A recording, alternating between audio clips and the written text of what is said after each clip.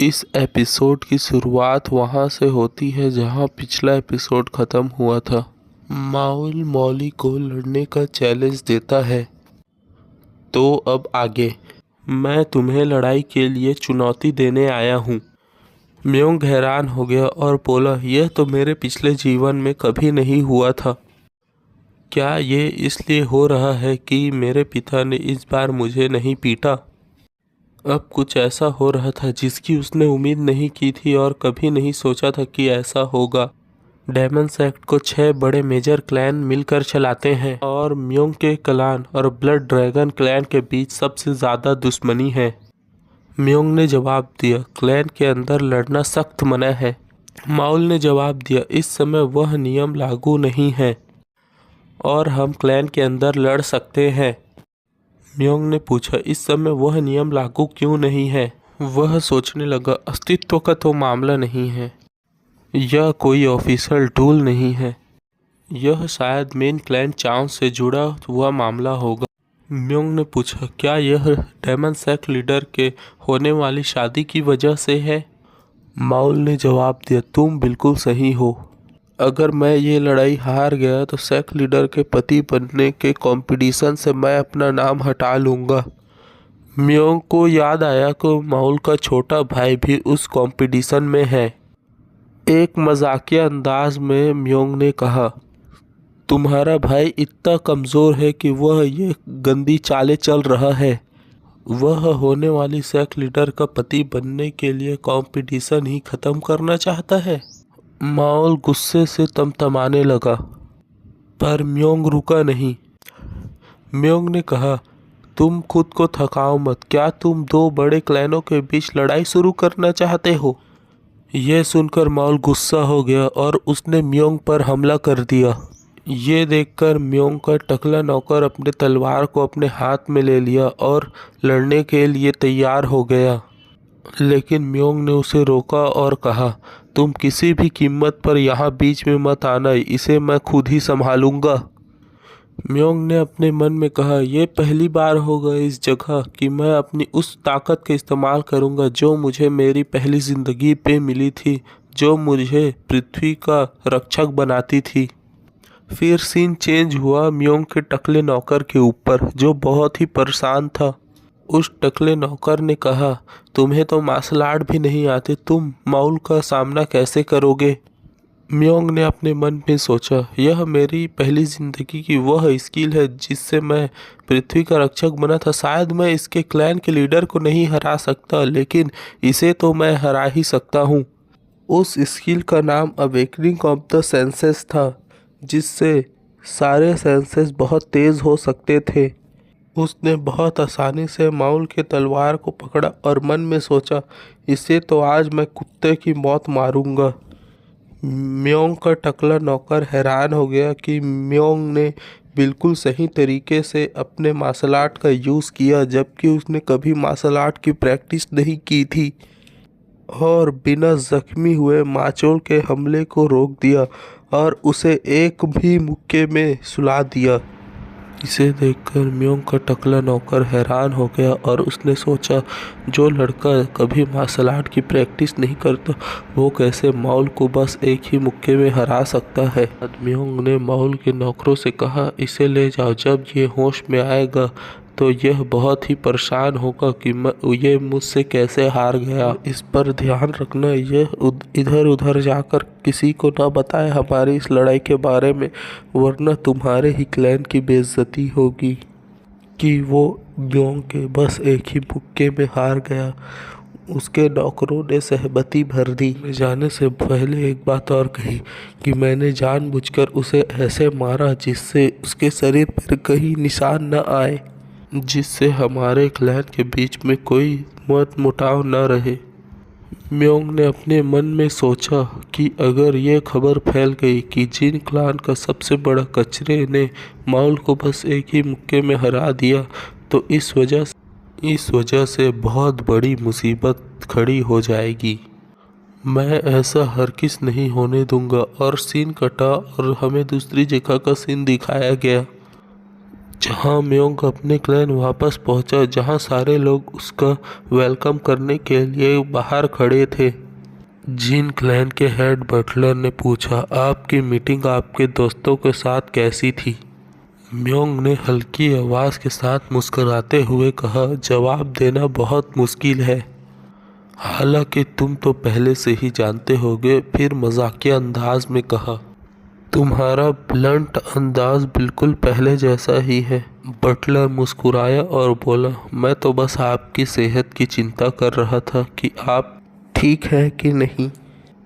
फिर म्योंग ने कहा, छोड़ो ये सब, अब मुझे ट्रेनिंग रूम में जाना है और थोड़ी प्रैक्टिस करनी है। बटलर चौंक गया और पूछा, क्या आप सच में मार्शल आर्ट सीखना चाहते हैं? और बाकी नौकर भी हैरान हो गए। म्योंग ने भरोसे और पूरे कॉन्फिडेंस के साथ कहा कि मैं मजाक नहीं कर रहा हूँ। फिर उसने क्लान की लाइब्रेरी से कुछ खास मार्शल आर्ट मंगाने को कहा, जिनमें से एक हेवन सोरिंग डिवाइन आर्ट होता है और दूसरा 10 फेस्ड डिवाइन स्वॉर्ड आर्ट होता है। यह वो टेक्निकें हैं जिसे म्योंग के टीचर ने उसे सीखने के लिए कहा था, लेकिन उस समय म्योंग ने मना कर दिया था क्योंकि यह स्किल पूरी तरह से नहीं है, यह अधूरी टेक्निक है। तब म्योंग के टीचर ने समझाया था, यह वो टेक्निक है जिन्हें उन लोगों ने सीखा जिन्हें यह टेक्निक समझ नहीं आई, इसलिए यह टेक्निक कभी चमक नहीं सकी, वरना यह टेक्निक आज पूरी और बहुत फेमस टेक्निक होती जिन क्लैन की। क्योंकि यह टेक्निक जिन क्लैन के उन लोगों के हाथ लगी थी जो सिर्फ खतरनाक ताकत के पीछे भागते थे और लड़ाई के लिए सिर्फ ताकत का इस्तेमाल करते थे। टेक्निक की बुक मिलने के बाद म्योंग ने अपने मन में सोचा, अभी यह खराब नहीं हुई है क्योंकि 4 साल बाद लाइब्रेरी में आग लगने वाली है जिससे जिन क्लैन की सारी मार्शल आर्ट की टेक्निक चल जाएगी। म्योंग ने अपने मन में कहा कि जिन क्लैन की ज़्यादातर मार्शल आर्ट की टेक्निक लड़ाई के लिए है, जो पंच और किक का इस्तेमाल करती है, जो मेरे लिए बिल्कुल सही नहीं है क्योंकि मेरे पास बहुत खतरनाक टैलेंट है जो मुझे क्यूआई से जुड़े टेक्निक में बहुत खतरनाक बनाती है, जिससे मैं क्यूआई अटैक आसानी से कर सकता हूं और क्यूआई का इस्तेमाल करके आसानी से लड़ सकता हूं। म्योंग ने अपने मन में यह भी सोचा कि शायद इस जन्म में वह अपने मास्टर से कभी न मिल पाए, लेकिन उनके गाइडेंस को वह हमेशा मानेगा। फिर उसे याद आया कि उसने जो वादा डीमन सेक्ट के लीडर यूरा से किया था कि वह डीमन सेक्ट की लीडर यूरा को प्यार में गिराने की पूरी कोशिश करेगा और उससे शादी करेगा। लेकिन दुखी मन से म्योंग ने माना कि वह अभी यह वादा पूरा नहीं कर सकता क्योंकि अभी इस समय वह बहुत ही कमज़ोर है। खुद से कहा कि उसे 5 साल लगेंगे उतना ताकतवर होने में जितने ताकत से वह यूरा के साथ शादी कर सके, इसलिए वह अभी इस वक्त अपने कल्टीवेशन पर ध्यान देगा और जब वह थोड़ा ताकतवर हो जाएगा तब वह उन लोगों का शिकार करेगा जिसने भी यूरा के पिछले जन्म में यूरा को मारने की कोशिश की थी और उसके मारने के प्लान में जुड़े हुए थे, जिनमें हैविंग डिफाइंग सोसाइटी भी आती है। उन्हें एक एक करके ख़त्म कर देगा ताकि जब यूरा डीमन सेक्ट की अगली लीडर बने तो उसे और उसकी ताकत को कोई चैलेंज ना कर सके और उससे पंगा लेने के बारे में कोई सोचे भी ना। अब सीधा सीन बदलता है 2 हफ्ते बाद। म्योंग अपने उस टोकले नौकर के साथ चल रहा होता है जो इस बात से चिढ़ा होता है कि म्योंग बहुत धीरे चल रहा है और म्योंग अपने टोकले नौकर को कहता है कि वह लाइन में तो सबसे पीछे खड़े होने वाला है, फिर वो क्यों जल्दी जाए। जब वो मेन गेट पर पहुंचे और गार्ड ने गेट खोला तो गार्ड म्योंग की इतनी लेट एंट्री पर गुस्सा हुए थे और वह अपने गुस्से को सामने लाकर दिखा भी रहे थे।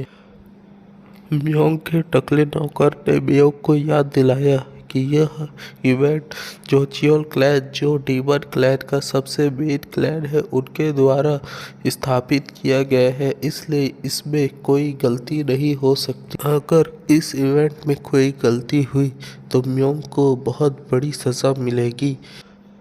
म्योंग ने शांत लहजे और हल्की आवाज़ में कहा, अगर कोई भी गलती हुई तो उसे मैं खुद ही संभाल लूँगा, जिससे जिन क्लैन को कुछ नाम न खराब हो। तभी म्योंग को याद आया जब पिछली ज़िंदगी में वह मैरिज इवेंट में जब फेल हुआ था तो उसके पिता ने उसे 1 साल तक उसे कैद में रखा और उसे सज़ा दी। तभी अचानक उनके सामने एक लड़का हवा में उल्टे हुए आया और सामने गिरा। म्योंग ने हंसते हुए बोला, यह क्या स्वागत करने का कोई नया तरीका है? म्योंग के टकले नौकर ने कहा, लगता है किसी की बहुत अच्छे तरीके से धुलाई हुई है। जब धुआं हटता है तो एक लाल कपड़ों में लड़का सामने आया। यह माउल का छोटा भाई था। फिर यूरो की आवाज़ आई कि वह मा युंग से कह रही थी कि वह ताकतवर लग रहा है, लेकिन इतना नहीं कि वह मुझे हरा सके।